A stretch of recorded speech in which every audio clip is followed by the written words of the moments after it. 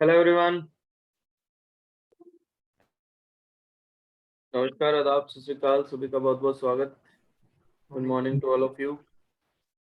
Good morning sir. सुबह सुबह फिर गुड से आ मॉर्निंग गए। Sir. Good morning, good morning, good morning. Sir कल तो नींद ही नहीं आई सर, आज वो क्यों? फ्रेश मूड में। पता नहीं सर, कल आई नहीं। नींद ही नहीं आई? नहीं सर, आज क्या फ्रेश बात। भी है थोड़ा मूड, नींद नहीं आई, आंखों में नींद नहीं है। बिल्कुल सोए नहीं तुम रात को? सर 1 घंटा के आसपास बस। क्या बात, क्या बात। सर उठ के पढ़ बहुत लिया सर मैं तो। बहुत ही अच्छी बात है ये। चलो, पता नहीं यार सुबह सुबह क्यों आ जाते हो तुम सारे। मेरे को तो समझ में नहीं आता क्यों आ जाते हो भाई उठ के। नहीं आना चाहिए सर। मैं तो सर आपको ये देखता हूँ, आप लास्ट सीन आपका कब है, अगर 6 बजे के बाद है तो आप उठ गए। हाँ, उठ गए, कई बार कोई काम हो जाता है। चलो खैर, पावर पावर पढ़ रहे थे यार हम। पावर, ठीक है ना। पावर में हमने क्वेश्चंस देखे थे। देखा था कि नेग्लिजिबल वेलोसिटी से हम किसी चीज को ऊपर उठा रहे हैं, उस केस में पावर क्या होगी। जब वेलोसिटी दी हुई है तो उस केस में पावर क्या होगी। सारी चीजें हमने डिस्कस करी थी। खैर, अभी पावर में एक टाइप के क्वेश्चन और आते हैं। वो टाइप क्या है तो समझो। एक क्वेश्चन लिखते हैं हम, बड़ा आसान सा क्वेश्चन है। आई होप आप इस चीज को कर पाओगे। A particle moves in such a way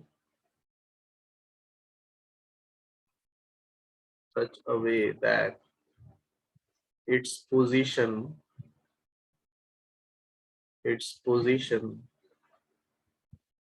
x varies with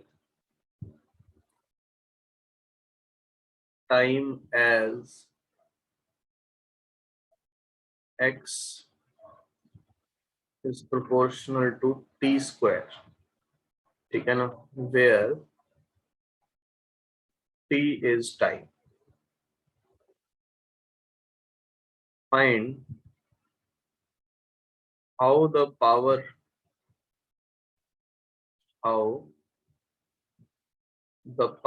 is related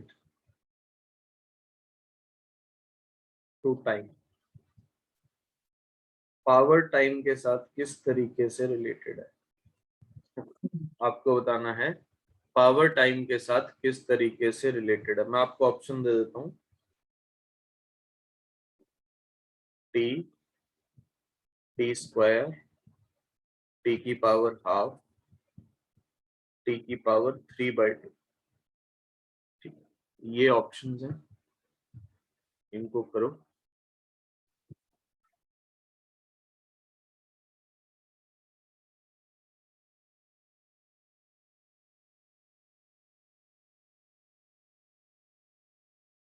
एक पार्टिकल है जो इस तरीके से चल रहा है कि उसका जो पोजीशन है वो टी स्क्वायर के प्रोपोर्शनल है, तो आपको बताना है कि उसकी जो पावर है वो टाइम की कौन सी पावर के प्रोपोर्शनल है।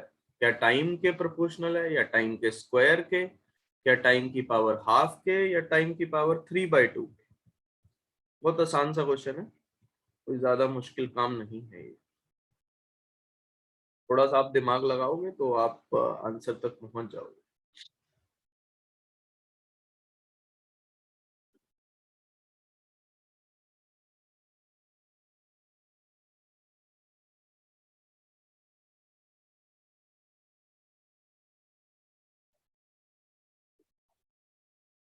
वीरवंश जारियन सही है ब्रो, एब्सोल्युटली राइट।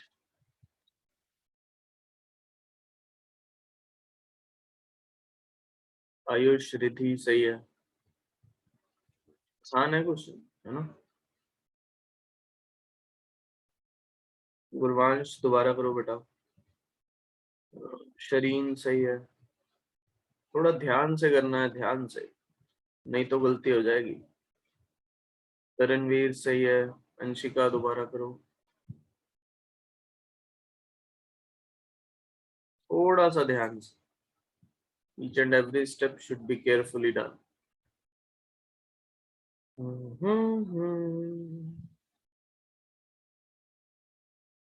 आदित्य सही है बेटा।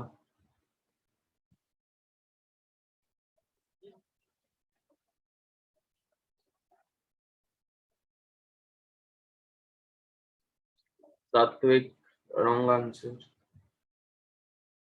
प्रीति wrong answer. Ritvik wrong answer.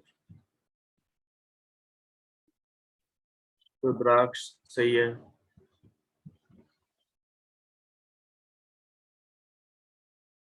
Jayantika wrong answer. Shrinam wrong answer. Dhruv सही है।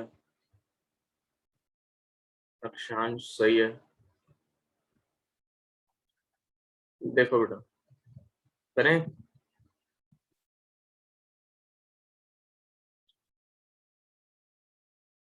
x is proportional to t square, ठीक है ना।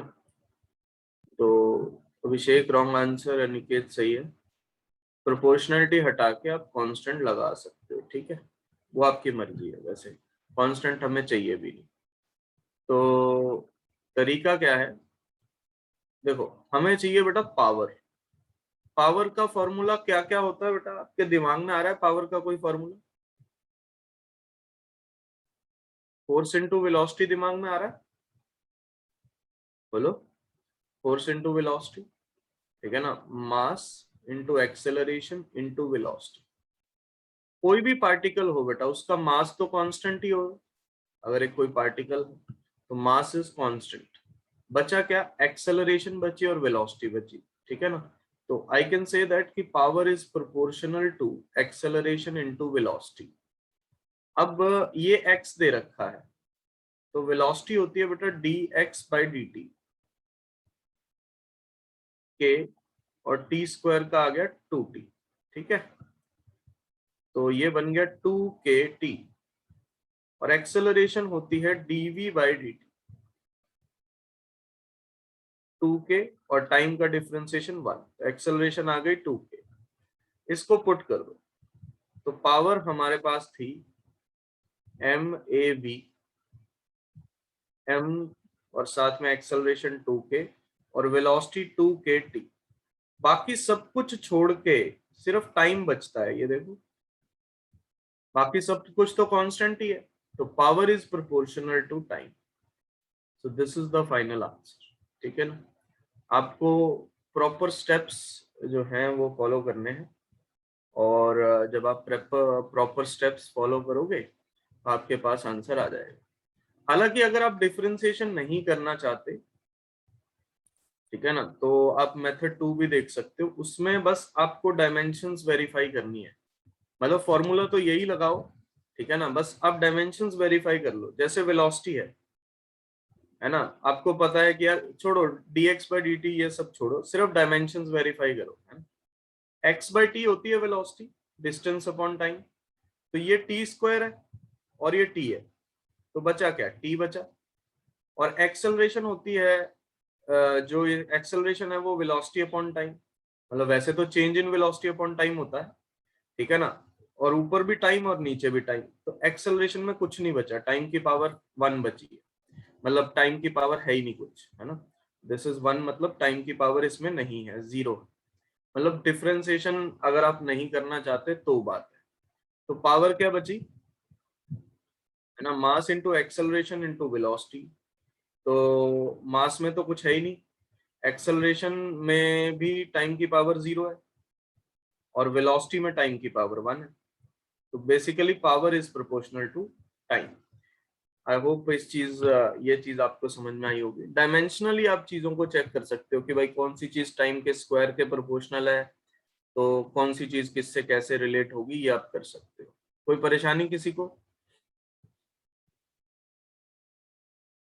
प्रॉपर मैंने डिफरेंशिएशन से आपको करके दिखा दिया, हालांकि डिफरेंशिएशन मैं फिर भी बोल रहा हूँ कि इतना कोई जरूरी नहीं होता, अगर आप डायमेंशनली चीजों को चेक कर लो तो वो भी, उससे भी काम हमारा चल जाता है।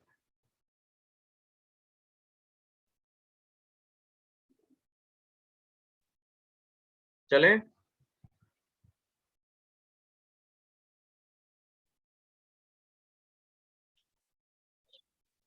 लिख लो इसको। किसी ने किसी और मेथड से करा हो सकता है वो भी सही हो, ठीक है ना। लेकिन पावर का कोई ना कोई फॉर्मूला तो हमें लगाना ही पड़ेगा।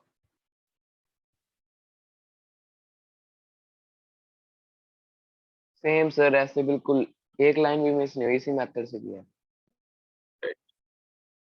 सर बिना एक भी वर्ड लिखे मैंने बता दिया आंसर।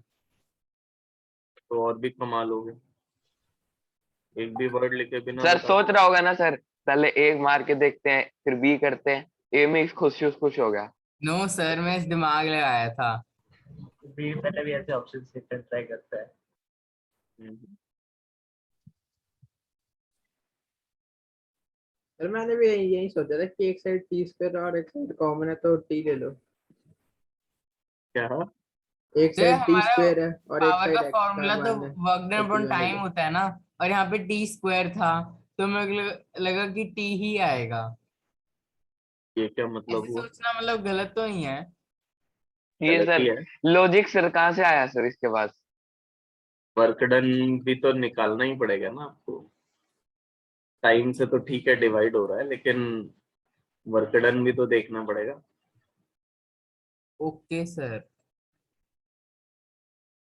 चलो खैर, आगे बढ़ते हैं।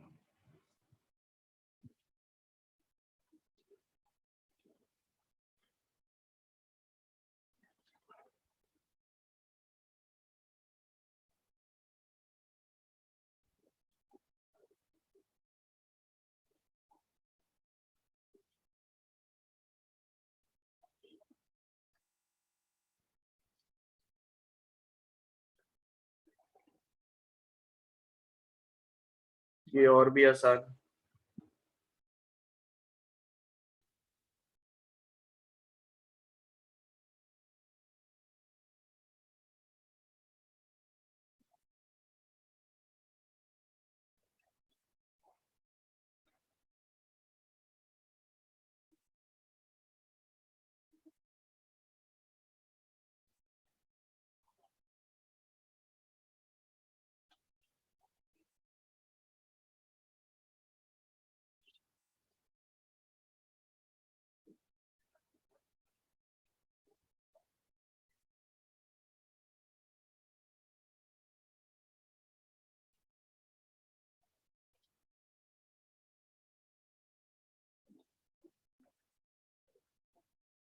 अक्षांश गलत है बेटा,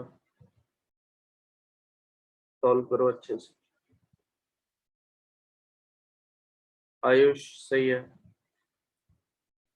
भूमि सही है, अक्षांश सही है, रिद्धि सही है।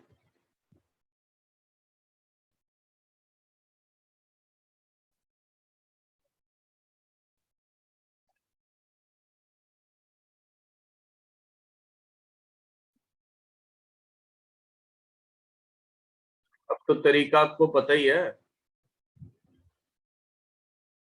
अब क्या मुश्किल है? सवाल जरूर अलग है थोड़ा सा, लेकिन तरीका आपको पता है।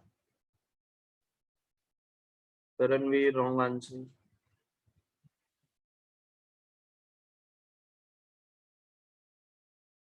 गुरवांश सही है।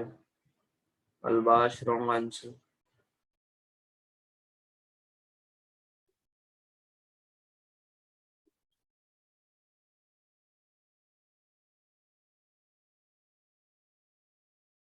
गौतम सही है। जानवी वीरवंशज गलत है बेटा। ऋत्विक सही है। रुशिका गलत है।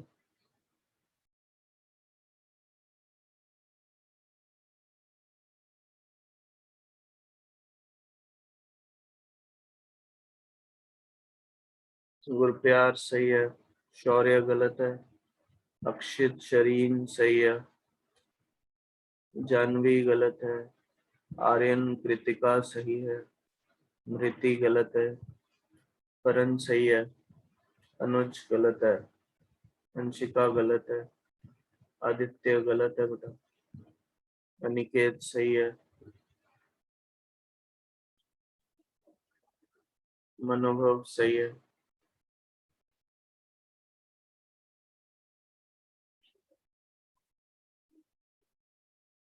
देखो यार, पहले टारगेट स्पेसिफाई किया करो अपना। हमें पावर तक पहुंचना है। पावर होता है फोर्स इनटू वेलोसिटी। फोर्स होता है मास एक्सेलरेशन इनटू वेलोसिटी। मास तो गिवन है, इसका मतलब मास तो कांस्टेंट है। क्वेश्चन में वेलोसिटी गिवन है, ठीक है ना। बात बची सिर्फ एक्सेलरेशन की।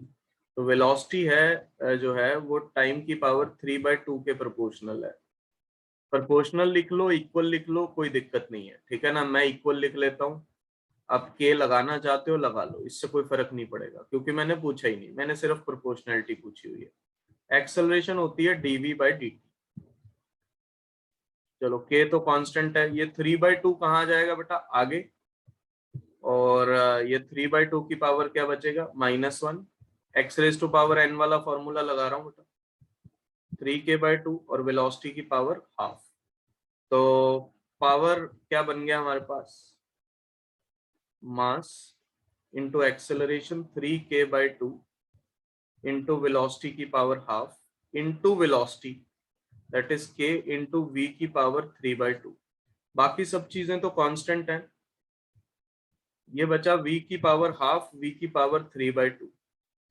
सो that comes out to be, है ना, ये हमारे पास बन गया v की पावर, अब पावर ऐड हो जाएगी,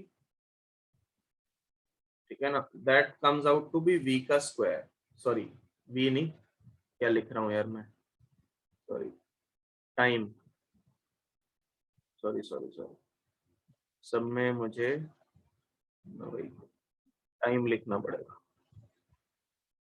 दिस इज टाइम कर लेना भाई। टी, यहाँ पे भी टी, यहाँ पे टी, टी, टी, टी, और यहाँ पे टी, तो एंड में भी टी का स्क्वायर। समझ में आया क्या? कोई डाउट किसी को? सर्वर डिस्कनेक्ट हो गया, दोबारा बताना। डिफरेंशिएशन किया है बेटा, तो वेलोसिटी का डिफरेंशिएशन किया है, एक्सेलरेशन आ गई, उसके बाद पावर निकाल लिया हमने। तो टाइम की पावर ही तो देखेंगे बस। सर हर में ये निकालना है? क्वेश्चन टू क्वेश्चन वेरी करेगा यार। सर मेरे को लगा इंटीग्रेशन करनी होगी। इंटीग्रेशन तो जरूरत नहीं है, क्यों करनी है? हो सकता है किसी क्वेश्चन में जरूरत पड़ भी जाए इंटीग्रेशन की, मतलब ऐसी कोई गारंटी नहीं होती। हो सकता है अगला क्वेश्चन मैं करवाऊं उसमें जरूरत हो, या हो सकता है ना भी हो सकता है दोनों की जरूरत ना पड़े, हो सकता है दोनों की ही जरूरत पड़े, कुछ भी हो सकता है। आपको ये देखना होता है कि कौन से फॉर्मूले के थ्रू हमें अपना दिमाग लगाना है, कौन से फॉर्मूले के थ्रू हम वहां तक पहुंच सकते हैं, ठीक है ना। We can reach that particular formula.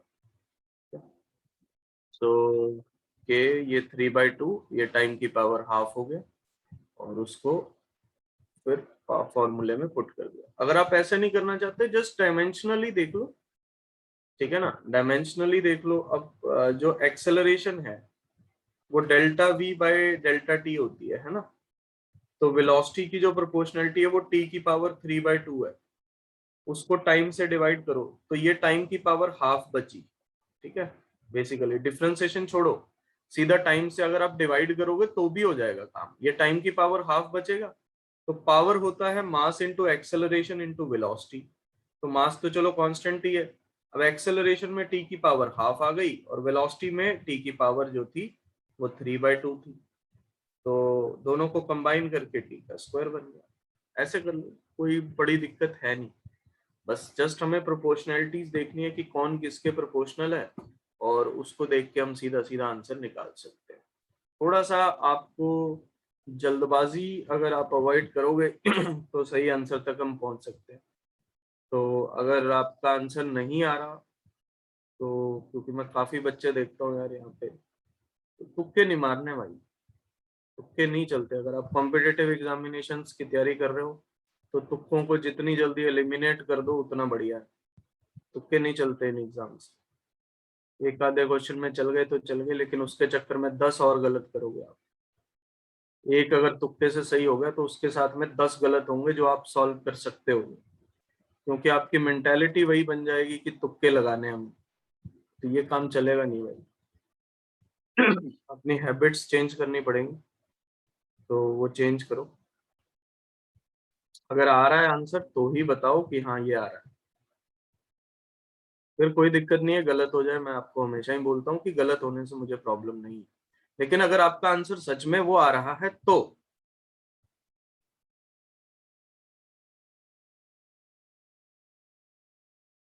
चलें आगे।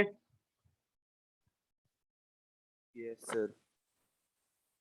है ना, क्योंकि सच में आंसर आएगा बेटा तभी तो गलती देख पाओगे कि मैंने ये गलती करी, अच्छा ये नहीं करनी थी वहां पे। तो तभी हम उसको रेक्टिफाई करेंगे। ठीक है ना। अगर आप अपनी गट फीलिंग पे जाओगे कि ये होना चाहिए वो होना चाहिए, तो वो तो कभी सही होगी कभी नहीं होगी। But we are understanding from that, हम कुछ नहीं सीख रहे उससे। मैं ये क्वेश्चन क्लास में इसीलिए देता हूँ ताकि आप अपना दिमाग लगा सको, नहीं तो फिर मैं क्वेश्चन दूं और साथ के साथ उसका सोल्यूशन लिख दूं, उसका क्या फायदा। ठीक है ना, फिर वो तो मैं ही कर रहा हूँ, वो आप थोड़ी कर रहे हो। तो इसलिए क्लास में क्वेश्चंस दिए जाते हैं तो इसका मतलब उस पर आपको पूरा दिमाग लगाना है। चलो और करो। अब इस तरीके के सवाल कैसे भी आ सकते हैं। आज sir power of a questions के गिवन मूड में हो मास। आप? हाँ, थ्योरी तो है ही नहीं, बच्चे नहीं सही है ज्यादा सर, थे। क्वेश्चंस करवा दो, मजा आ रहा है। Power of a given mass is constant, its position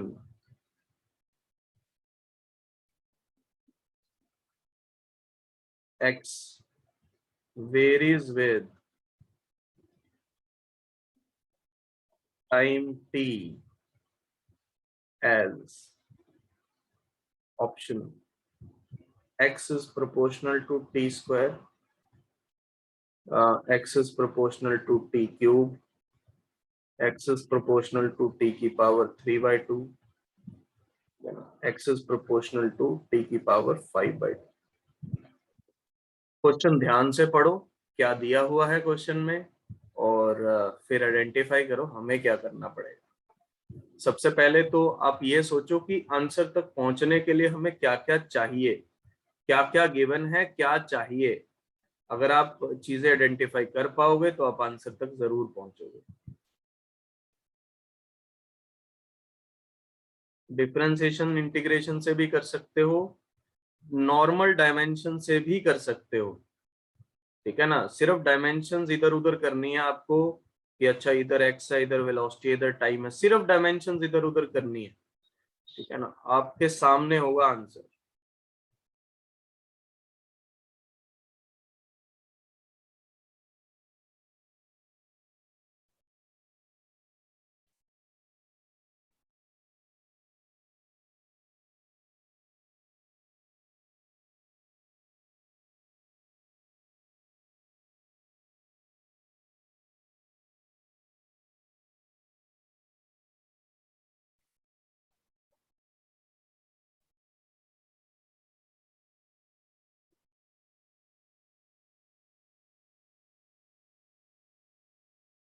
Aryan सही है बेटा।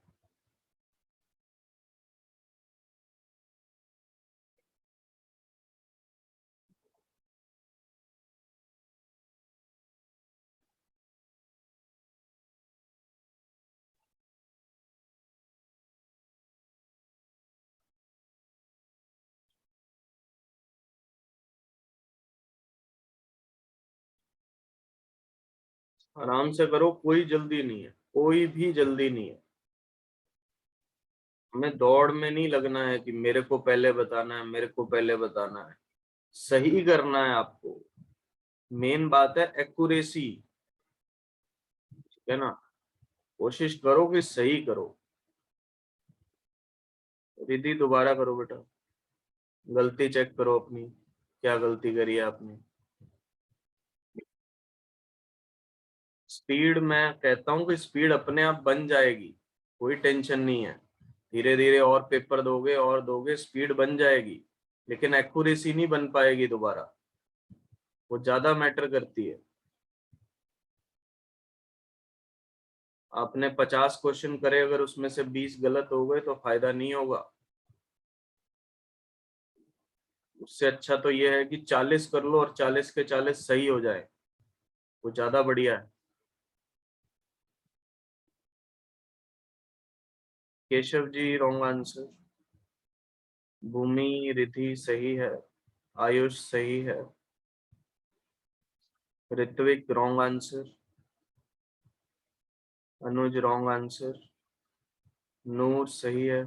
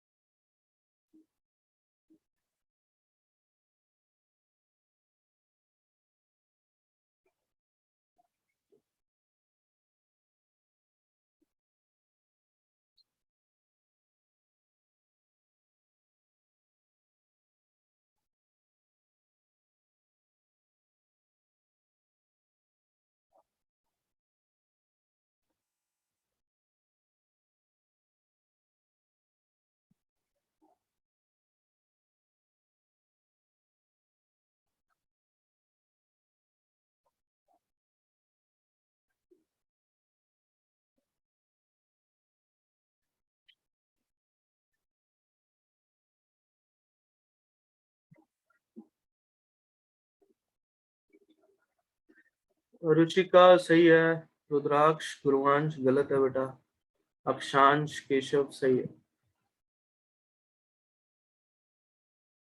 ध्रुव गलत है, अभिषेक गलत है,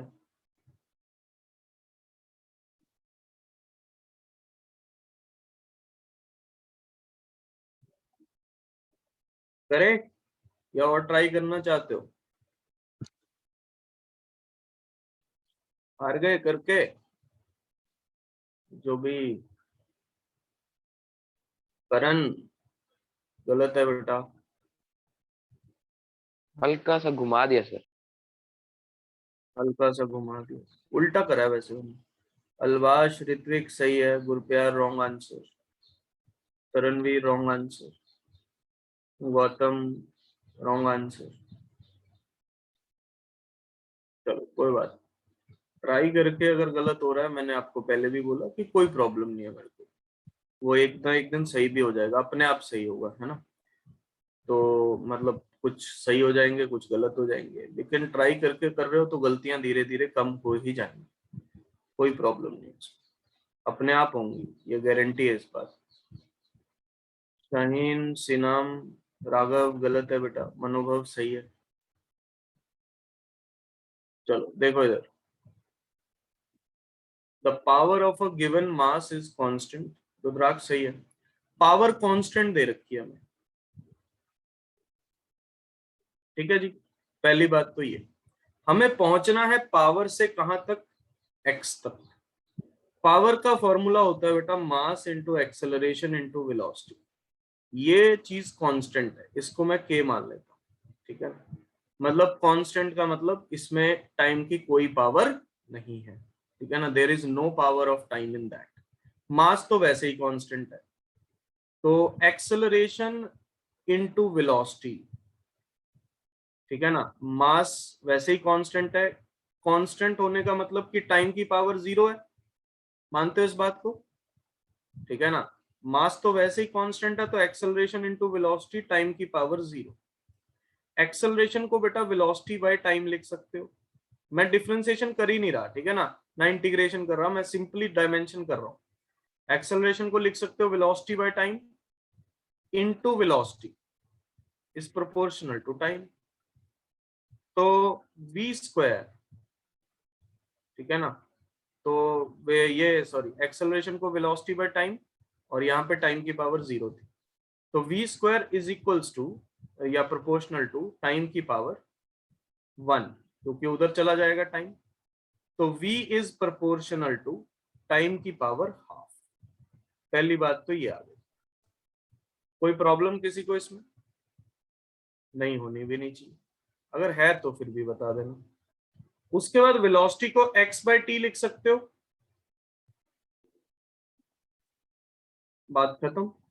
ये देखो, ये t की पावर हाफ, t इधर जाके मल्टीप्लाई हो गया, तो दैट इज t की पावर हाफ प्लस 1, तो that is proportional to t की पावर 3/2। मतलब क्वेश्चन स्टार्ट करना था हमें power is equals to constant से। पावर कांस्टेंट दे रखी है क्वेश्चन में, मतलब इसका मतलब ये हुआ कि पावर कांस्टेंट देने का मतलब क्या है कि पावर टाइम पे डिपेंड नहीं कर रही है ना। इसका मतलब उसमें टाइम की पावर क्या है, 0 है। आपका आंसर आपके सामने। कोई दिक्कत? समझ में आया? मेथड 1 ये यूनिट एंड डायमेंशन से करा बस मैंने, सिंपली फॉर्मूले इधर उधर करे हैं, टाइम की पावर इधर उधर करी है, आंसर आ गया। क्योंकि पावर है, पावर में एक्सेलरेशन और वेलोसिटी होते हैं बेटा, तो पहले मैंने वेलोसिटी की प्रोपोर्शनलिटी निकाली। अगर वेलोसिटी का आंसर पूछा जाता तो इक्वेशन नंबर 1 देखो, वो आंसर होता फिर हमारा, है ना। अगर x की बजाय वेलोसिटी की प्रोपोर्शनलिटी पूछी जाती, वो भी पूछी जा सकती थी। तो स्टेप आपको सारे क्लियर होने चाहिए।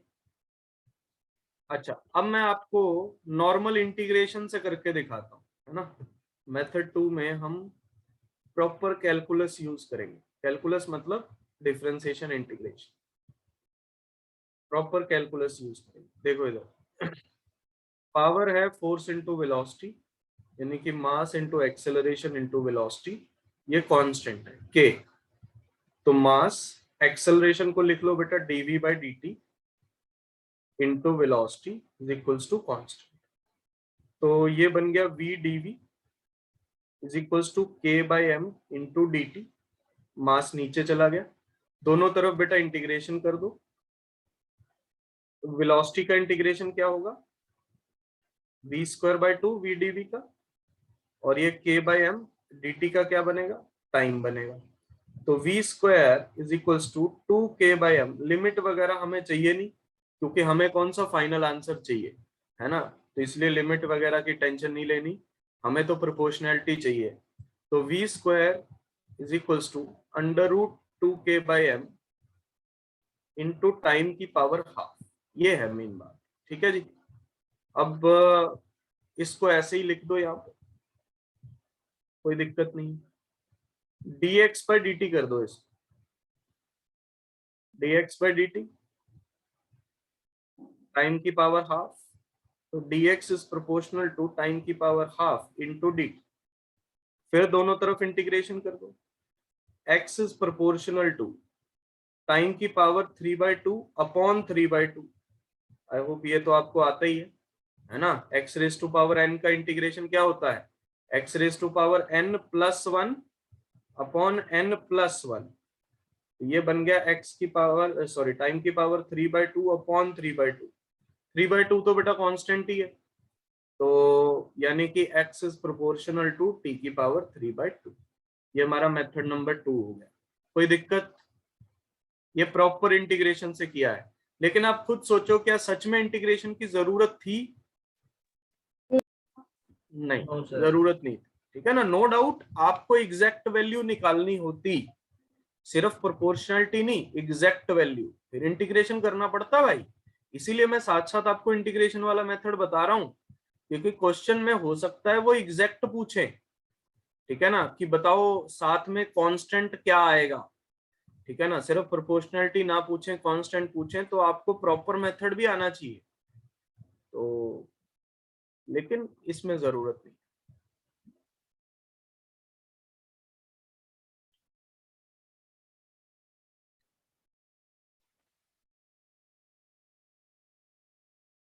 लिख लो इसको।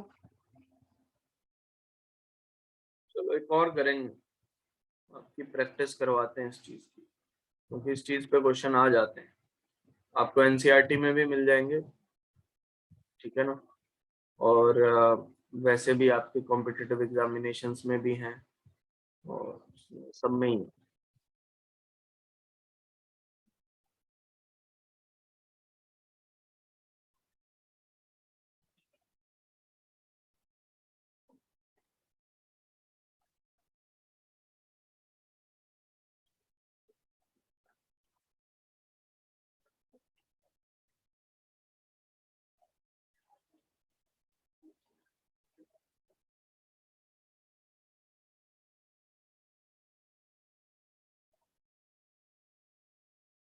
हम्म।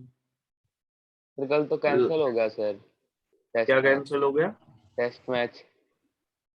टेस्ट मैच कोविड ओविड की वजह से ही हुआ है, यस सर।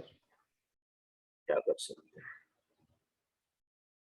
सर वो सीरीज तो इंडिया को नहीं दी सर, ट्रॉफी तो। अभी डिसाइड नहीं हुआ ना कि मैच होगा नहीं होगा, अगर हो गया तो फिर तो कभी ना कभी।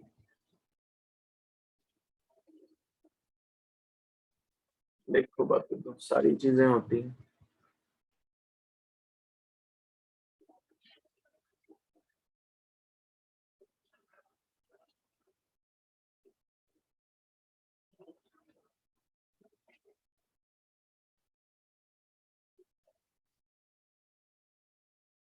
चले भाई, अगर लिख लिया हो सभी ने तो चलें। Yes, sir. Yes, sir.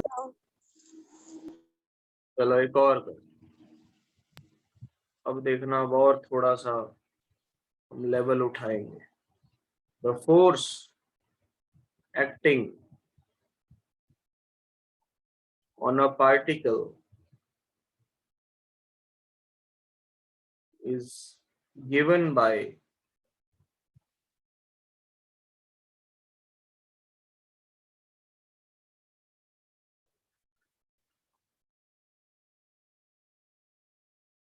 ठीक है ना, ये दिखाई दे रहा, पावर वेरीज with x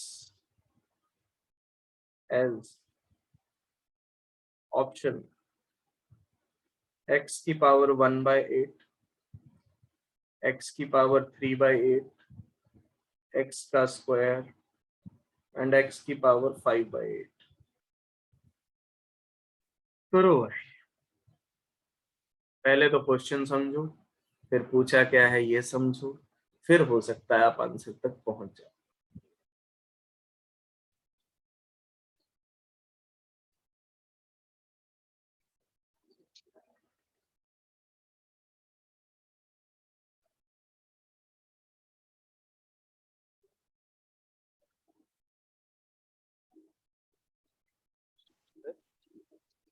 हाँ जी बोलो।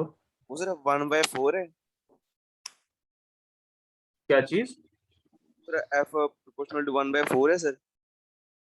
आप खुद सोचो क्या होना चाहिए वो, क्या मतलब होता है इस चीज का। रूट के बाहर 4 लिखा हुआ है लेफ्ट में, क्या मतलब होता है इसका?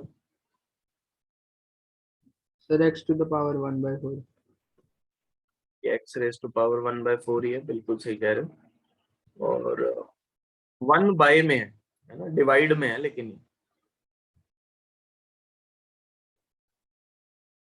ये बात का ध्यान रखो, एक्स की पावर 1/4 जरूर है, लेकिन नीचे है।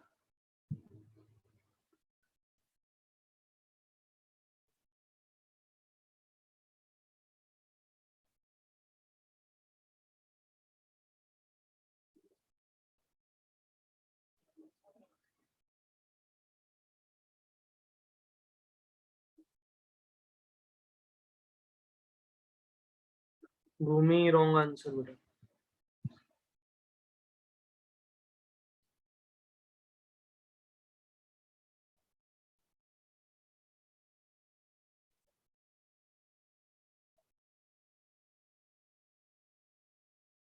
Raghav wrong answer.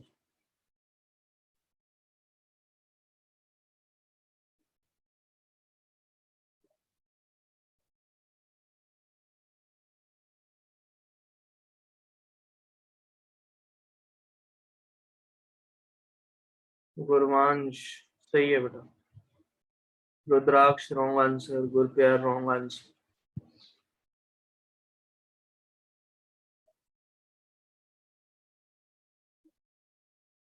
उसी टाइम दोबारा ट्राई करने लग जाया करो भाई, जैसे ही पता चल गया कि गलत है दोबारा ट्राई करने लग जाओ, देखो उसमें क्या गलती है। दोबारा मतलब पहले तो पुराने वाले को देखा करो कि उसमें क्या गलती है, फिर अगर फिर भी कुछ समझ में नहीं आ रहा तो बिल्कुल नए सिरे से करो, क्वेश्चन को नए मेथड से करो, जो पहले इस्तेमाल कर चुके हो उसको यूज मत करो।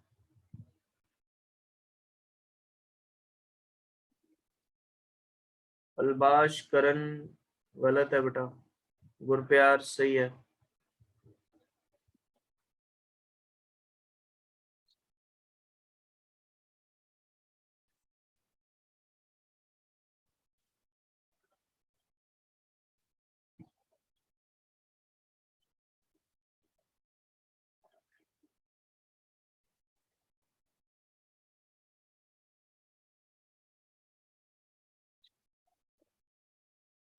राघव सही है।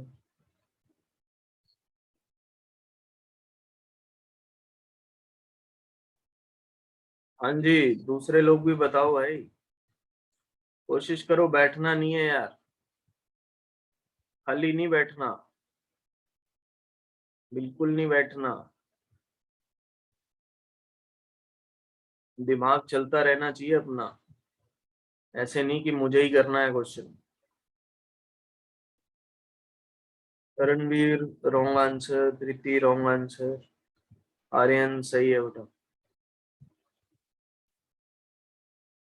कुछ ना कुछ यूनिट डायमेंशन इधर उधर करो, कुछ ना कुछ यूनिट डायमेंशन इधर उधर करो, आप जरूर पहुंचोगे आंसर तक। Albash wrong answer. Abhishek wrong answer.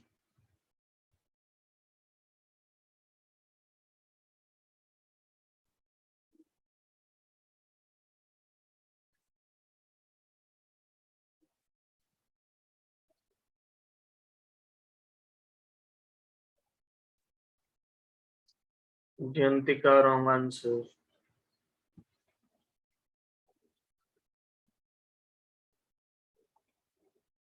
Dhriti wrong answer. Bhumi wrong answer.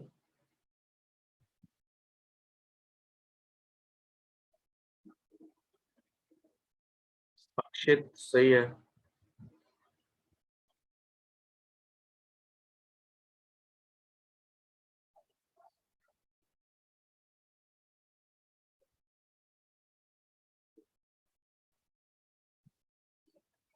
Ritwik सही है। Anshika wrong answer. चलो देखो इधर, रुद्राक्ष रॉन्ग आंसर। 1 second. कर रहे हो, कर लो, कर लो।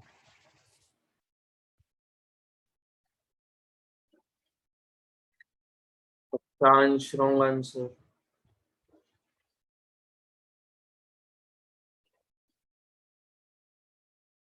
रुद्राक्ष सही है।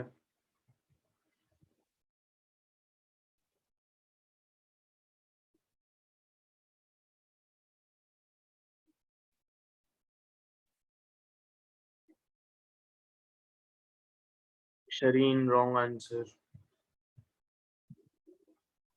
धृति सही है। चलो रणवीर सही है। अब पहले तो टारगेट फिक्स किया करो भाई, अपना टारगेट क्या है। पावर का फॉर्मूला होता है फोर्स इंटू वेलोसिटी।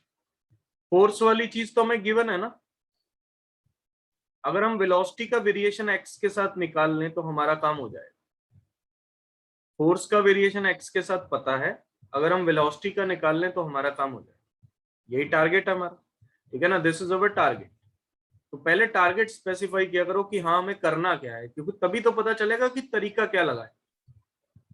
अब लिखो जो गिवन होता है, टारगेट पता करने के बाद जो गिवन चीज होती है उसको लिखा करो, है ना। हर क्वेश्चन में यही स्टेप्स फॉलो करोगे तो आसान रहेगा। इसका मतलब होता है बेटा x की पावर 1/4, लेकिन ये ऊपर आएगा तो ये x की पावर -1/4 है।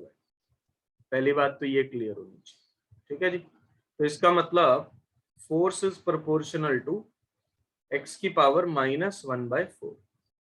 फोर्स को अब वेलोसिटी में चेंज करना है भाई, ठीक है ना, क्योंकि मेन बात है यहाँ पे वेलोसिटी चाहिए, है ना। यहाँ पे हमारा काम अटका हुआ है, कोई बात नहीं, धीरे धीरे वेलोसिटी तक पहुंचेंगे। फोर्स को लिख सकते हैं मास इनटू एक्सेलरेशन। मास तो बेटा कांस्टेंट होगा, acceleration is proportional to x की पावर -1/4।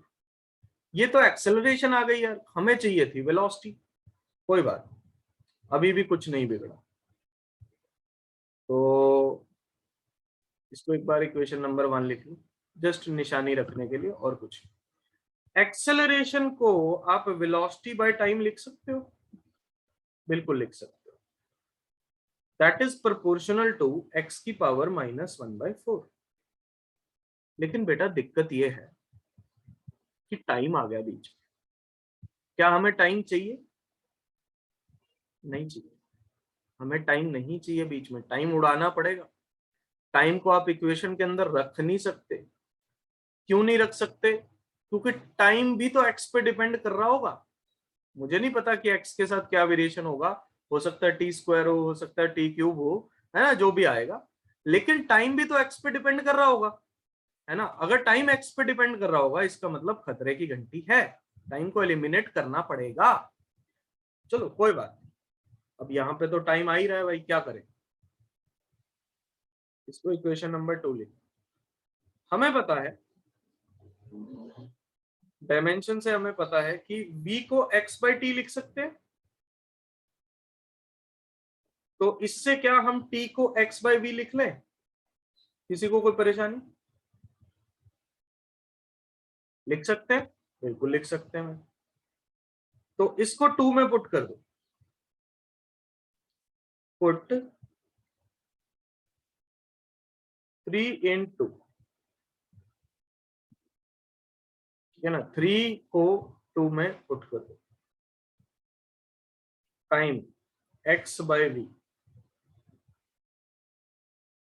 टाइम के फॉर्मूले में खुद x आ रहा है, अब खुद देखो ना, ये v ऊपर चला गया, v² और x इधर आके मल्टीप्लाई हो गया, तो that comes out to be v² is proportional to, ठीक है ना। ये हमारे पास बन गया x की पावर 1 - 1/4, यानी कि x की पावर 3/4। तो ये उधर जाके x की पावर 3/8 बन गया।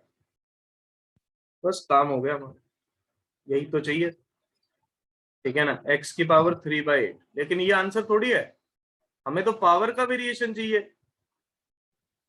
है ना। हमें तो किसका वेरिएशन चाहिए? पावर का वेरिएशन चाहिए। तो अगर हमें पावर का वेरिएशन चाहिए तो वो तो फोर्स इनटू वेलोसिटी होता है। तो बस काम हो गया यार तकरीबन। तो फोर्स इनटू वेलोसिटी, तो फोर्स जो है वो तो x की पावर -1/4 है, और वेलोसिटी है x की पावर 3/8। तो दोनों पावर स्क्वायर कर दो, 3/8 - 1/4 ऐड कर देना, x की पावर क्या आ जाएगी? 1/8। नहीं आया समझ में? क्लियर है? मेन बात इसमें ये थी कि आपको ये दिमाग लगाना था, जो मेन स्टेप था ना वो ये था कि इसको एलिमिनेट कैसे करें, ठीक है ना। टाइम को अगर आपने एलिमिनेट कर लिया फिर काम हो गया, अगर ये नहीं कर पाए फिर दिक्कत। मेन स्टेप हमारा यहाँ पे था जो हमें परफॉर्म करना था। अब क्वेश्चन देखो, क्वेश्चन में कितने क्वेश्चन अंदर बन गए। आपसे एक्सेलरेशन की पावर पूछ सकते थे कि प्रोपोर्शनलिटी क्या है, वेलोसिटी की भी पूछ सकते थे, तो वेलोसिटी होता तो x की पावर 3/8 आंसर होता।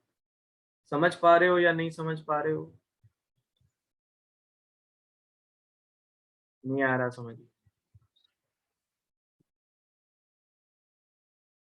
आया समझ में? यस लिख लो। चलो अभी इंटीग्रेशन से भी करके दिखा दूंगा, यही चीज आपको इंटीग्रेशन से करके दिखाता हूँ प्रॉपर, है ना, प्रॉपर तरीके। ये तो डायमेंशन डोमेंशन लगाया हमने, आपको प्रॉपर करके देखिए। जरूरत नहीं है हालांकि उसकी, लेकिन फिर भी आना चाहिए यार, क्योंकि किसी क्वेश्चन में हो सकता है प्रोपोर्शनलिटी ना हो, एग्जैक्ट पूछा हो, तो इंटीग्रेशन डिफरेंशिएशन कैसे परफॉर्म करना है वो पता होना चाहिए। कोई ऐसा है जिसने इंटीग्रेशन डिफरेंशिएशन का यूज करके करा हो? Yes sir. करा है, बहुत बढ़िया। चलो इसको लिखो भाई फटाफट।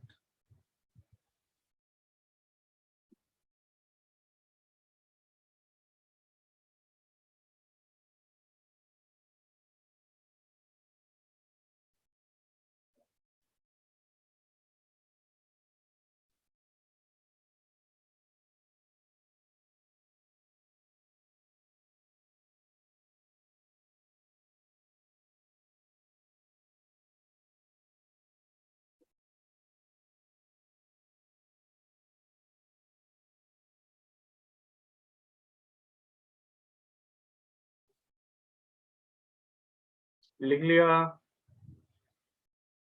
कोई रह गया हो तो बताओ, जिसने ना लिखा हो।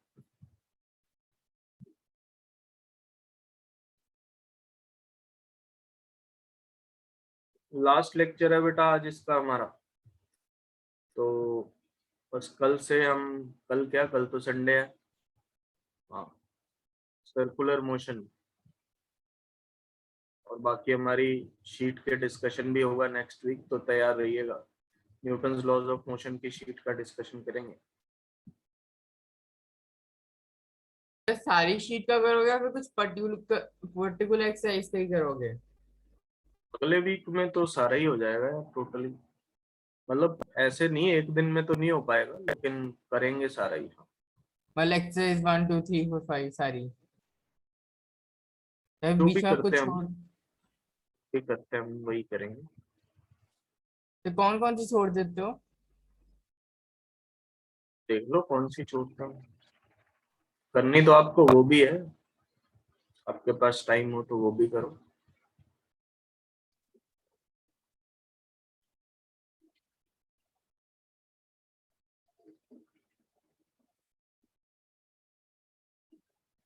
देखो बेटा, मेथड 2 कैलकुलस,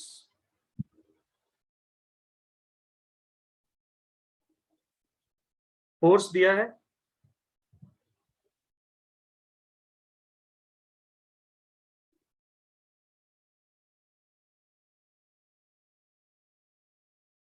आपको याद है कि एक्सेलरेशन को हम v dv by dx लिखते थे, यस सर।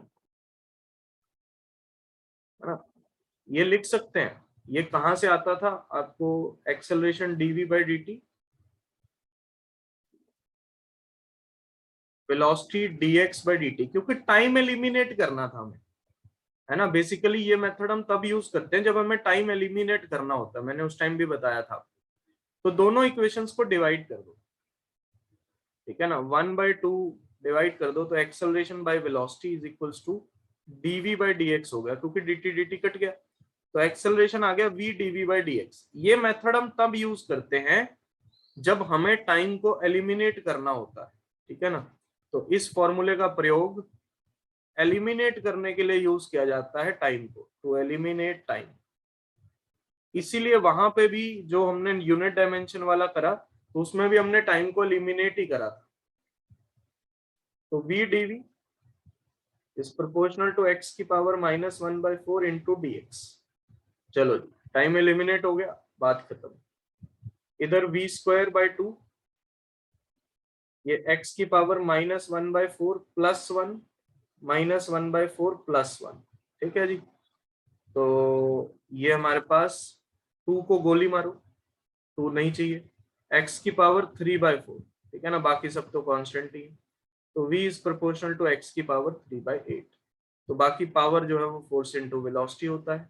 तो ये x की पावर -1/4 और इंटू x की पावर 3/8, दोनों को ऐड कर दो तो ये x की पावर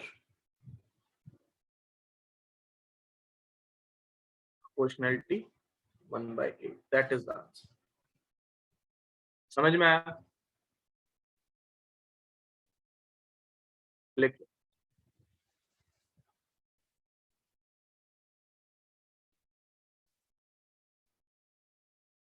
जब एग्जैक्ट आंसर निकालना है तो प्रोपोर्शनलिटी नहीं लगानी, उसकी कोई जरूरत नहीं है।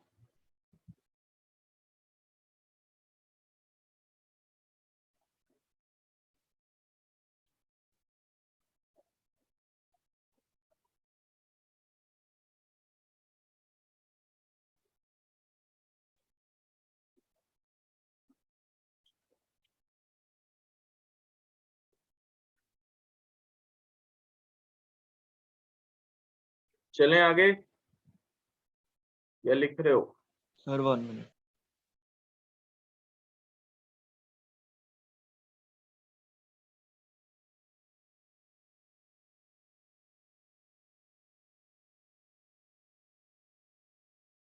सर आपकी क्लास में टाइम का पता ही नहीं चलता सर। मेरे को भी आया टाइम का। सर घंटा हो गया सर, 4 क्वेश्चन हो गए, घंटा ही हो गया। बहुत होते हैं 4 क्वेश्चन, अगर मतलब यस सर, ये वाले तो बहुत ही हैं। सर और कितने क्वेश्चन करोगे? क्या चीज? और कितने अब क्वेश्चन करोगे? 1 या 2 होंगे। बस नहीं, अभी कुछ चीजें बची हैं, बस वो हम कवर कर लेते हैं, चैप्टर खत्म करते हैं।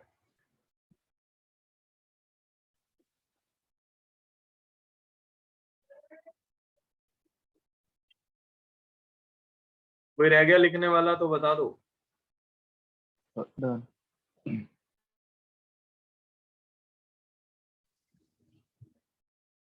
बहुत बार ग्रेविटेशनल यूनिट्स का प्रयोग किया जाता है। अब आप कहोगे कि ये ग्रेविटेशनल यूनिट्स क्या होती, समझो इस बात। आप लोगों ने देखा भी होगा, कई बार आपने ये स्टेटमेंट पढ़ी होगी कि फोर्स इज 1 kgf। पढ़ा है ऐसा?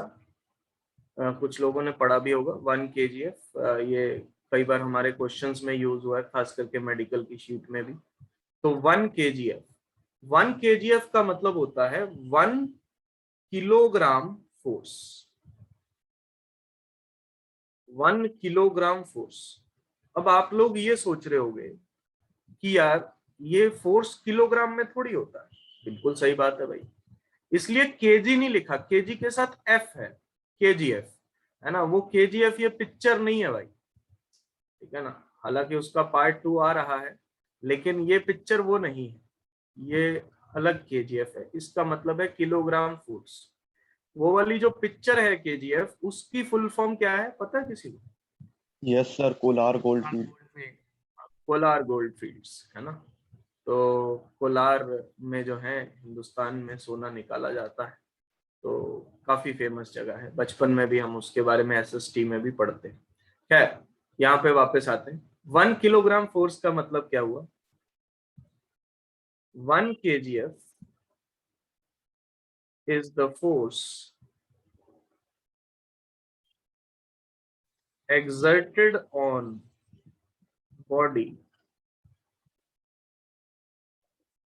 equal to the force exerted on it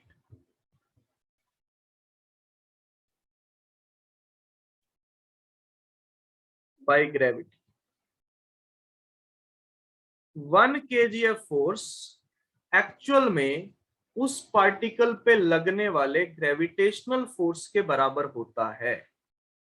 gravitational force नहीं है ये, this is not gravitational force, but उसके बराबर होता है ना। चीज कहने में फर्क है भाई, कि भाई कोई चीज किसी के बराबर है, इसका मतलब वो नहीं है कि वो चीज वही है। दो चीजें अलग अलग हैं लेकिन दोनों की वैल्यू बराबर है। कहने का मतलब यह है 1 kg पे अगर ग्रेविटेशनल फोर्स आपको निकालना हो तो कितना होगा भाई mg 1 इंटू 9.8 कितने न्यूटन होगा बोलो 9.8 न्यूटन। 1 किलोग्राम फोर्स लिखा हो या कई बार 1 किलोग्राम वेट लिख देते हैं, इसका मतलब 9.8 न्यूटन होगा। आज के बाद अगर कहीं पे यूज हो जाए तो 1 किलोग्राम फोर्स या 1 किलोग्राम वेट, उसका मतलब 9.8 न्यूटन आपको लेना है। या फिर अप्रोक्सीमेटली आप इसको कितना ले सकते हो 10। याद रहेगा बोलो, मतलब जी से मल्टीप्लाई करना है, बेसिकली आपको जी से मल्टीप्लाई करना है। जो भी 1 किलोग्राम फोर्स या 1 किलोग्राम वेट दिया है उसको जी से मल्टीप्लाई करो, ठीक है ना, आंसर आ गया। तो ये न्यूटन में कन्वर्ट हो जाएगा। ये यूनिट का चक्कर है बस, और कोई चक्कर नहीं, यूनिट का चक्कर है बाबू भैया, यूनिट का, ठीक है ना। और एक और होता है 1 ग्राम फोर्स, ठीक है ना, इसे कहते हैं ग्राम फोर्स। अब इसमें केजी की जगह ग्राम आ गया। 1 ग्राम फोर्स भी कह देते हैं या 1 ग्राम वेट भी कह देते हैं ना, ग्राम फोर्स या ग्राम वेट। तो इसमें 1 ग्राम को हमें किससे मल्टीप्लाई करना पड़ेगा बेटा 9.8 से। ये मीटर पर सेकंड स्क्वायर में होती है। ग्राम को अब कन्वर्ट करना पड़ेगा भाई किलोग्राम में, किलोग्राम में कन्वर्ट हो गया भाई, ठीक है जी। तो ये बन गया 9.8 डिवाइडेड बाय 1000 न्यूटन, है ना, ये बन गया यानी कि 9.8। अब इसको सीजीएस यूनिट में कन्वर्ट कर दो भैया, याद रखना आसान रहेगा। 10⁵ डायन, तो ये बन गया 1 gram force is equals to 980 डायन। आया समझ में? या अप्रोक्सीमेटली आप इसको कितना कह सकते हो 1000 डायन। तो 1 ग्राम फोर्स जो है वो 1000 डायन के बराबर होगा। कोई दिक्कत किसी को, कोई परेशानी? ठीक है जी, याद रखना बस, मैंने वैसे आपको डिराइव करके दिखा दिया लेकिन अल्टीमेटली आपको वहां पे डिराइव करने नहीं बैठना है, आपको याद रखना है बस। बस यार किलोग्राम फोर्स है वो 10 न्यूटन होता है, मतलब 9.8 न्यूटन होता है। ग्राम आ गया तो किलोग्राम की जगह ग्राम आ गया तो 1000 से डिवाइड कर दो, बस इतनी बात याद रखो यार। डायन वाइन सब छोड़ो, ठीक है ना, ये तो चलो लिखने की बातें हैं, सब छोड़ो, भूल जाओ उस चीज को। मैं सिंपल सी बात कह रहा हूं, एक 1 kg F 9.8 न्यूटन है ना, तो 1 GF क्या होगा 1000 से डिवाइड कर दो बस।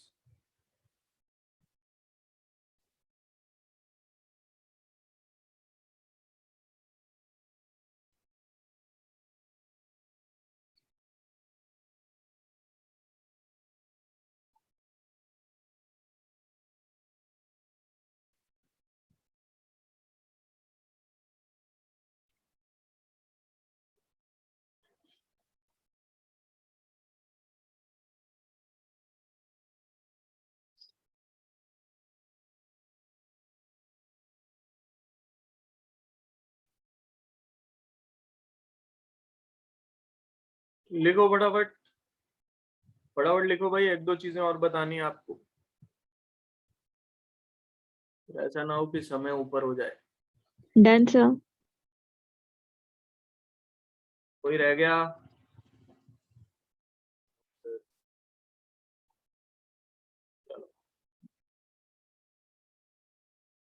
वैसे तो खैर टाइम है हमारे पास। एक और यूनिट होती है बेटा 1 kg F नहीं लिखा होगा, 1 kg मीटर लिखा होगा, ठीक है ना। इसका मतलब क्या होता है 1 kgf इंटू 1 मीटर। अब आप कहोगे ये क्या नया चीज है भाई, कुछ नहीं है, ये बेसिकली वर्क के यूनिट है। किसी भी बॉडी पे अगर आप फोर्स 1 kgf लगा दो और अगर उसकी वजह से वो बॉडी 1 मीटर डिस्प्लेस हो जाए, तो उसका जो वर्क होगा वो क्या होगा 1 kgf इंटू 1 मीटर, ठीक है ना, 1 kgf इंटू 1 मीटर। तो ये वर्क के यूनिट्स होते हैं। 1 kg मीटर अगर आगे से लिखा होगा तो उसका मतलब होगा 1 kgf इंटू 1 मीटर, और 1 kgf होता है बेटा 9.8 न्यूटन। इसको 1 मीटर से मल्टीप्लाई किया तो ये आ गया 9.8 जूल। समझ पा रहे हो, 9.8 जूल, अप्रोक्सीमेटली 10 जूल। यानी कि आज के बाद अगर 1 kg मीटर कहीं पे लिखा हो तो वो वर्क की या एनर्जी की यूनिट होगी, क्योंकि एनर्जी की भी जूल ही होती है बेटा। तो that is equals to 9.8 joule या अप्रोक्सीमेटली 10 जूल। 1 kg एफ लिखा आ जाए तो वो न्यूटन, और 1 kg मीटर लिखा आ जाए तो वो जूल, याद रखना।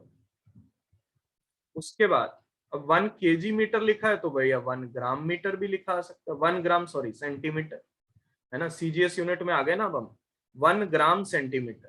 तो मेरे ख्याल से मेरे को ये करके दिखाने की ऐसा तो इतनी कोई जरूरत पड़ेगी नहीं, ठीक है ना।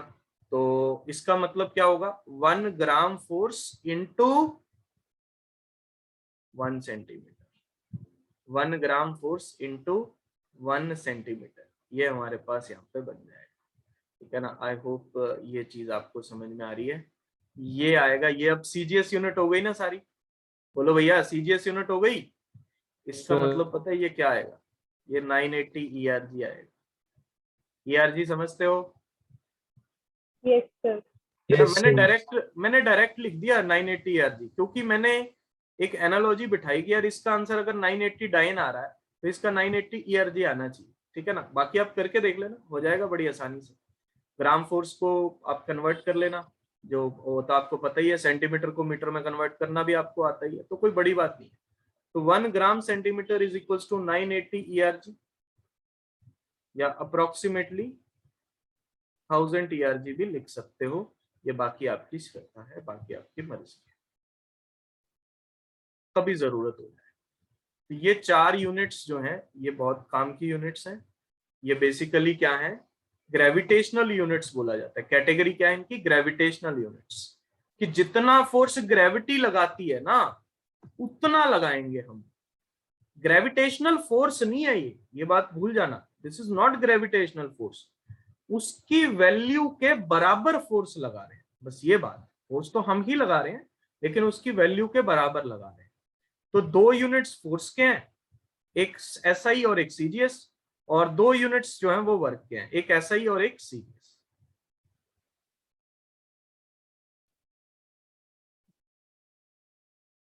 चलो, gram force 1 gram force 980 dine के बराबर होता है, और 1 ग्राम सेंटीमीटर जो है वो 980 ERG के बराबर।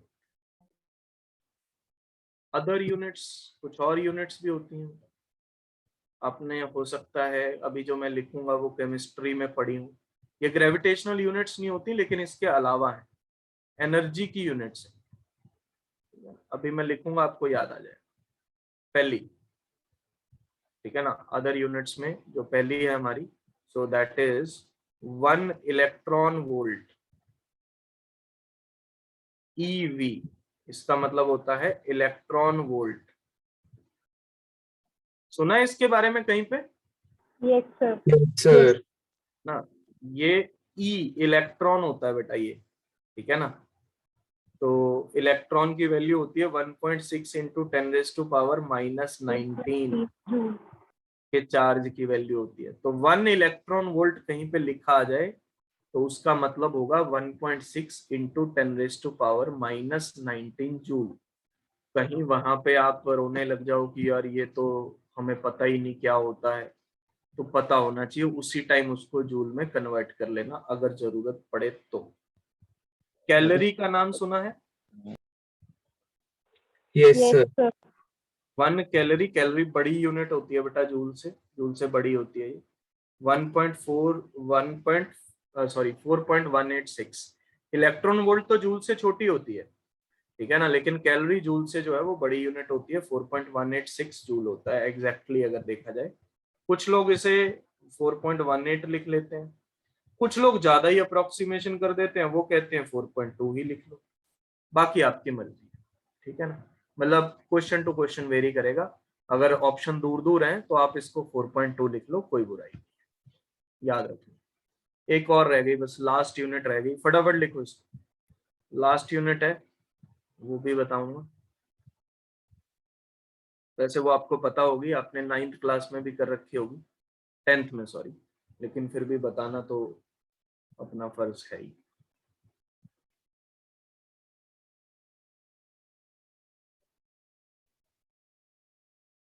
Done sir.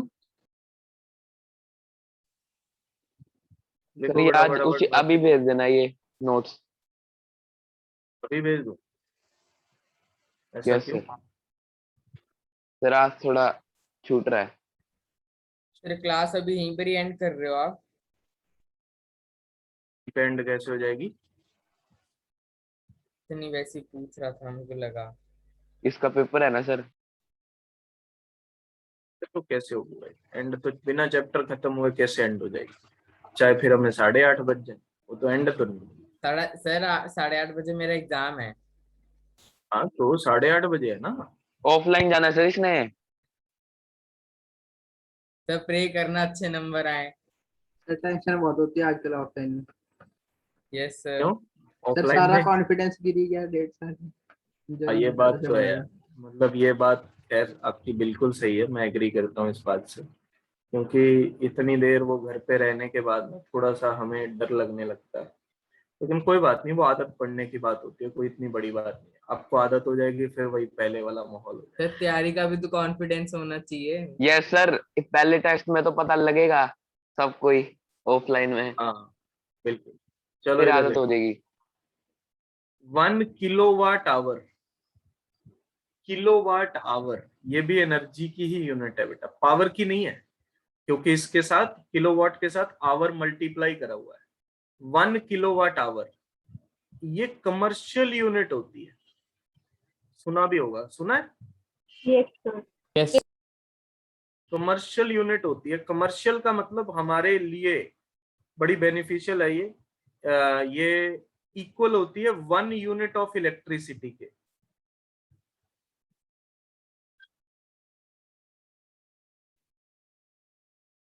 One unit of electricity के इक्वल होती है ये, ठीक है ना। 1 यूनिट ऑफ इलेक्ट्रिसिटी, इलेक्ट्रिसिटी की 1 यूनिट के बराबर होती है ये। जो हमारे घर में हम कहते हैं ना इतने यूनिट खर्च हो गए, इतने यूनिट खर्च हो गए, तो वो यही होती है। अब ये होती क्या है इसको देखो, 1 किलोवाट आवर, इसको लिख लो 1000 वाट, आवर को लिख लो 3600 सेकेंड्स। तो ये बन गया 36 into 10⁵ watt second. What into second क्या जूल बन गया? Yes, है ना, जूल पर सेकंड वॉट होता है बेटा, तो वॉट इंटू सेकंड जूल बन गया। इसको कुछ लोग ऐसे भी लिख लेते हैं, 1 kilowatt hour is equals to इतने जूल। जब आप अपने घर में बिजली की 1 यूनिट खर्च करते हो, तो इसका मतलब आपने 36 लाख जूल एनर्जी, कितनी? 36 लाख जूल एनर्जी बर्बाद कर दिया। 1 यूनिट अगर आपने खर्च किया है तो यू आर वेस्टिंग द, अपने देश की तुम 36 लाख जूल एनर्जी का वेस्टेज कर रहे हो। सर वेस्ट कर रहे हैं सर, यूज कर रहे हैं। तो यूज कर रहे हो।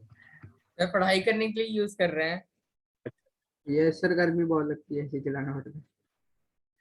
चलो ठीक है, मान गया तुम्हारी बात यार। इधर देखो, अभी मैं बहस करने के मूड में हूं नहीं, क्योंकि अभी ये करना है। चलो इसका मतलब तो आपको समझ में आ गया है ना। जैसे कोई एग्जाम्पल है ना, मतलब एग्जाम्पल लेते हैं कि कोई जैसे मान लो कोई अप्लायंस है, जो उसके जो पावर है उस पर रेटिंग लिखी होती है कि कोई 2 किलोवाट का अप्लायंस है, 2 किलोवाट का अप्लायंस है, उसको आपने 2 घंटे चलाया, तो कितने यूनिट खर्च हो गए? 4 यूनिट। 4 यूनिट्स, है ना। 2 किलोवाट इंटू 2 आवर, 2 घंटे चलाया तो 4 किलोवाट आवर यूनिट खर्च हो गया, यानी कि 4 यूनिट बिजली का खर्चा हो गया। और जो भी आपके वहां पे रेट है बिजली की यूनिट का, तो उसके हिसाब से आपका बिल भी आ जाएगा। एक क्वेश्चन करोगे फटाफट? Yes sir. आने दो ठीक है सर, ना? आने दो, जल्दी करो। सितंबर का महीना चल रहा है, आपको पता ही है। तो सपोज करो कि सितंबर का महीना है, आपने 3 बल्ब जलाए, हर एक बल्ब की पावर 100 वाट है। एक एसी चलाया, एसी की पावर 2 किलोवाट है, पूरे फुल पे चलाए। एक ये भी होता है ना कि भाई आप उसको कितने पे चला रहे हो। अगर एसी की आपकी कैपेसिटी 2 किलोवाट है तो जरूरी नहीं है कि आप उसे 2 किलोवाट पे ही चलाओ, है ना। हो सकता है आप उसे 1 पे भी चला सकते हो, वो आपकी मर्जी होती है। ऐसे आजकल डिग्री में करके इन्वर्टर एसी आ गए हैं। इन्वर्टर एसी अपनी पावर खुद ब खुद एडजस्ट कर लेते हैं। यस सर, लगा हुआ है। मैक्सिमम होती है 2 किलोवाट, है ना। अगर 2 किलोवाट है तो 2 किलोवाट मैक्सिमम, ठीक है ना। जरूरी नहीं है कि वो आप 2 पे ही चलेगा। तो सर, हम तो पूरे पे ही मान के चल रहे हैं। तो एक आपके घर में एसी है, एक फ्रिज है, 3 बल्ब चलाए आपने, तो बल्ब जो है वो 10 घंटे पर दिन चलते हैं। हर दिन 10 घंटे चलते हैं, ठीक है ना, बल्ब्स, तीनों बल्ब्स। और एसी हर रोज 5 घंटे चलता है। और रेफ्रिजरेटर तो अनलिमिटेड चलता है, 24 आवर्स अ डे, इससे ज्यादा तो होते ही नहीं। तो आपको भाई यूनिट का जो रेट है वो है 10 रुपए पर यूनिट। पंजाब में तो यही चल रहा है। तो आपका बिल कितना आएगा सितंबर मंथ का, ये बताओ। ये जो 100 वोट दिया हुआ है 3 बल्ब का, वो मिलाकर है या एक बल्ब का 100 वोट? ई चीज पूरे महीने का। सर इन्वर्टर और स्टेबलाइजर एक ही बात है? इन्वर्टर और स्टेबलाइजर का फंक्शन वैसे, मतलब इन्वर्टर जो है आप कह सकते हो, स्टेबलाइजर एक्चुअली वोल्टेज को ज्यादा या कम होने से रोकता है। इन्वर्टर उसे चेंज करता है जितनी जरूरत हो। स्टेबलाइजर का काम सिर्फ इतना होता है कि अगर एकदम से ज्यादा आ जाए तो उसे कंट्रोल कर लेता है। जो इन्वर्टर होता है, इन्वर्टर एसी जो आ गए, या फ्रिज में भी आजकल इन्वर्टर टेक्नोलॉजी है। सो दैट मीन्स कि जितनी चाहिए उतनी, मतलब अगर कम चाहिए तो और कम भी कर देगा, ठीक है ना। 220 से अगर कम चाहिए तो 220 से कम भी कर देगा। स्टेबलाइजर नहीं करता।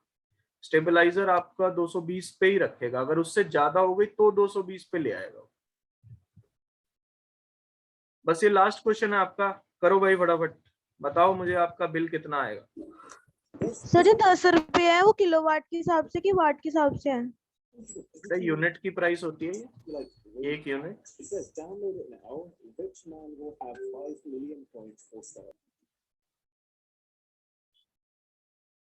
ठीक है तो सर। गौतम जी बिल बहुत कम बता दिया आपने। एसी वेसी चला रहे हो रोज 5 घंटे।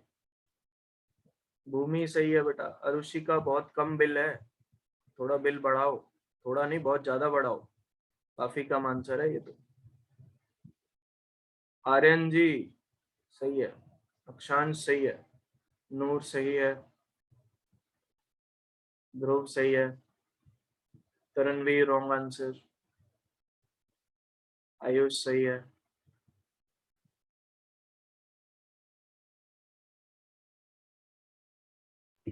सर अगर किसी के घर पे सोलर पैनल लगे होते ठीक है भाई, क्या करे फिर बिल कम हो सोलर जाएगा। पैनल से क्या कि बिल नहीं आता फिर बिजली का? सोलर एनर्जी का यूज करें ना, थोड़ा सर मतलब फिर हम काफी सारी मतलब तारे चीजें। कटवा दे बिजली की घर से। हाँ कटवा दो। ये सर फिर वो हीटर यूज नहीं करना पड़ता है। कटवा दो कटवा दो, रात को जो भी कैसे घर में निकलोगे? बिजली आ रही है सब कटवा दो। धृति आंसर गलत है बेटा। जयंतिका केशव सही है। इधर देखो, चलो मैं करवा ही रहा हूँ क्योंकि यार टाइम हो गया। 3 बल्ब, हर एक की पावर 100 वाट है। 100 वाट का मतलब 0.1 किलोवाट है ना। 0.1 किलोवाट।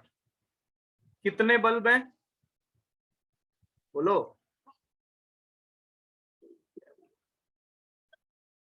तो ये बल्ब है 3, ठीक है ना। 3 बल्ब है, हर एक की 0.1 किलोवाट है। हर रोज 10 घंटे चलते हैं ये, हर रोज 10 घंटे चलते हैं। और सितंबर महीने में कितने दिन होते हैं?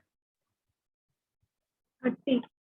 ठीक है ना, ये 10 डेज, ठीक है ना, इंटू 10 आवर्स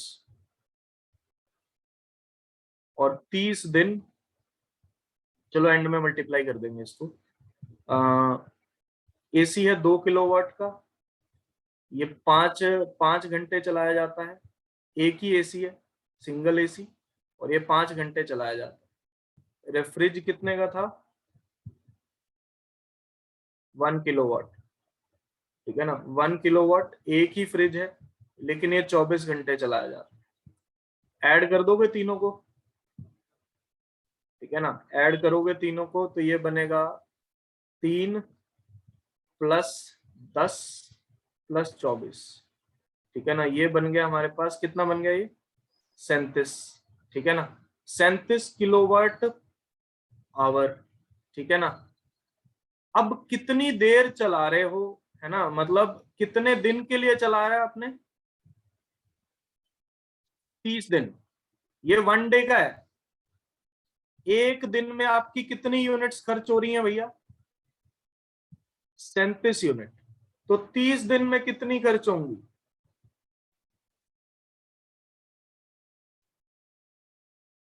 1110 यूनिट्स, और एक यूनिट का प्राइस कितना है? 10 रुपए। तो बिल कितना आएगा? 1110 को 10 रुपए से मल्टीप्लाई कर दो, 11,100 रुपए का आपका बिल आएगा। इसीलिए गर्मियों में ज्यादा बिल आता है, तो आपको पता ही है, ठीक है ना, तो इतना बिल आता है। कोई दिक्कत? No sir. चलो बहुत बढ़िया, तो इसी के साथ ये चैप्टर भी खत्म हो गया भाई हमारा। This chapter has been finished, और मिलते हैं। सर मुबारक हो आप, इसको स्टार्ट कर दे। आप कर सकते हो, पूरी कर सकते हो। एक्सरसाइज 1 मेडिकल से शुरू करो, और फिर उसके बाद आप नॉन मेडिकल पे आ जाओ। सर कल मिलते हैं सर। कर दो ग्रुप में। क्या चीज? सर मेडिकल वाली डीपीपी शेयर कर दोगे ग्रुप में? कर देता हूँ। Okay sir. Sir best of luck बोल देना मेरे को। इससे क्या फर्क पड़ेगा? नहीं भाई, सर आप बहुत अच्छे हो, आप क्या सर, पता आपका मेरे को अच्छे dialogue नंबर आ लीजिए। जाए, आप बोलो तो। चलो ऑल द बेस्ट, मुबारक हो आपको। मैं पहले मुबारकबाद भी दे ही रहा हूँ अभी से ही। Thank you sir, thank you. अरे कई मुबारक उठी ना बोल दे। सर आगे सर पता क्या बोलेगा? सर बहुत अच्छा हुआ, सर बहुत अच्छा हुआ। और मार्क्स कितने आएंगे? सर बहुत ही अच्छे आए सर। क्या है, चलो मिलते हैं, बाय बाय, टेक केयर। कल मिलते हैं सर।